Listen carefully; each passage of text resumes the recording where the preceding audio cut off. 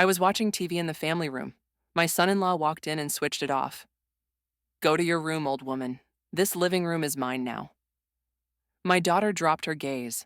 I stood up, took my keys, and left without saying a word. The next day, a man in a crisp suit appeared at the front door.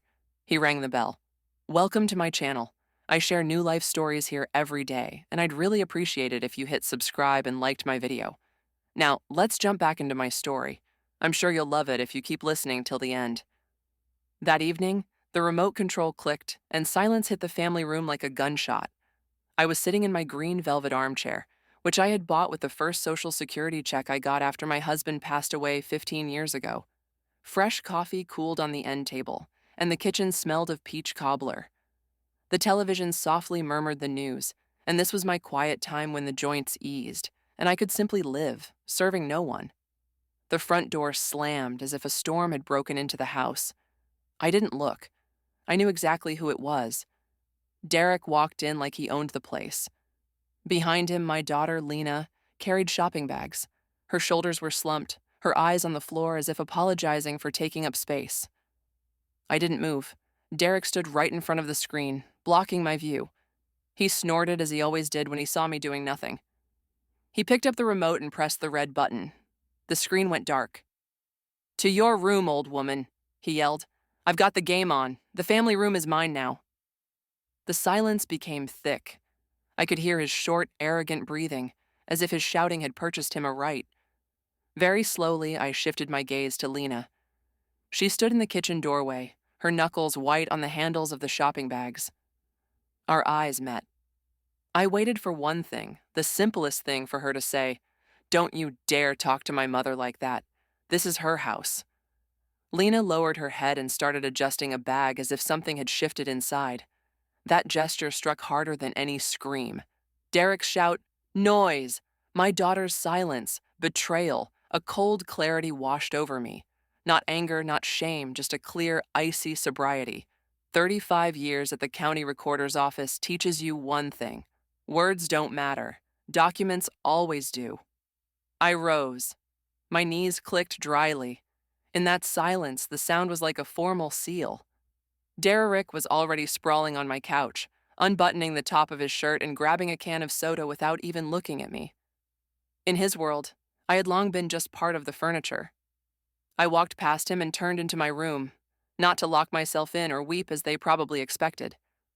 I opened the bottom drawer of my dresser, pulled out a stiff leather pouch for bank business, and from the bottom, a set of keys and a blue elastic-banded folder. My fingers slid between the rough sheets of paper. A bill of sale, old but valid, a current deed of title. Owner, Celeste M. Everson. The paper was yellowed at the edges. Its power was ironclad. In the mirror, I saw my short gray hair, my glasses on a chain, my linen trousers, and a navy blouse. I looked like the grandma who bakes cookies. That was my main tactic.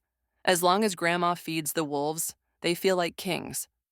The minute I closed the lid on the pot, the king's paws turned to putty.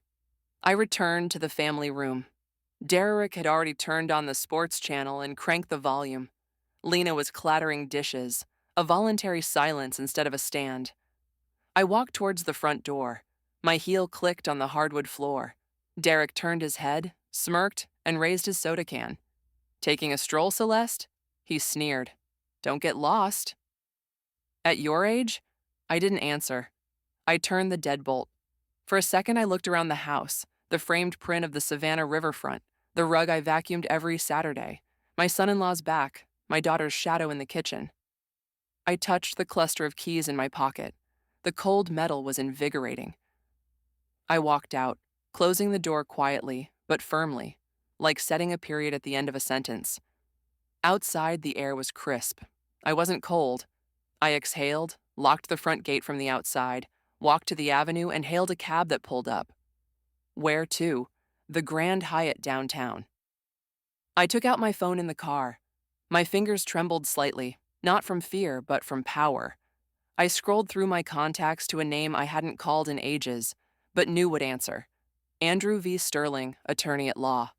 We used to work near each other, him on property disputes, me on deeds. Celeste, it's nearly 9 o'clock. What's wrong? I woke up, I said, looking at the city lights. I need your help. I have court tomorrow morning. Why the rush? My mental and property health. I'm listening. I want to evict 2 tenants. But you live with your daughter and son-in-law. Exactly. A pause. He knew me from my signatures on title rejections. Where others saw maybe, I saw absolutely not.